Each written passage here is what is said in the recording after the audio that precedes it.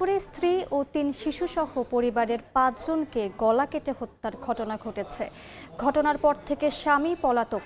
এই মুহূর্তে ঘটনাস্থলে আছেন রিপোর্টার মেহেদী হাসান। সরাসরি যাচ্ছি তার কাছে। এই ঘটনায় আসলে এখন পর্যন্ত যাকে সন্দেহ করা হচ্ছে অভিযুক্ত ফোরকান হোসেনের কিন্তু বাড়ি এটি। এখানে কিন্তু বসবাস করতেন তিনি তার স্ত্রী সন্তানদের নিয়ে, এবং এই ঘটনার পর থেকে তিনি পলাতক ছিলেন। যদিও আইনশৃঙ্খলা বাহিনীর একাধিক সংস্থা তাকে ধরার চেষ্টা করছেন, তারপরই কিন্তু ঘটনার মূল কারণ জানা যাবে। তবে এই মুহূর্তে যতটুকু আসলে জানা যাচ্ছে যে আসলে তার স্ত্রী এবং তার সন্তানদের পাশে বেশ কিছু অভিযোগের কপি পাওয়া গিয়েছিল। সেই অভিযোগের কপি থেকে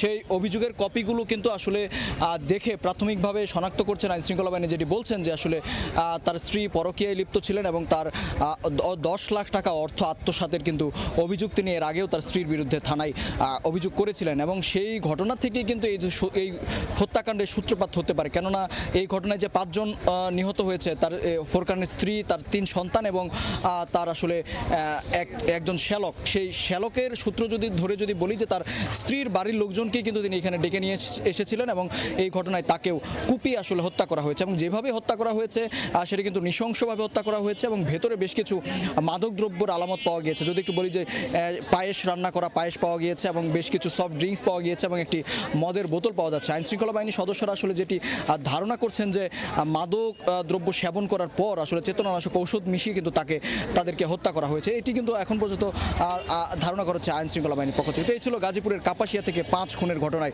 সবশেষ তথ্য আমার কাছে।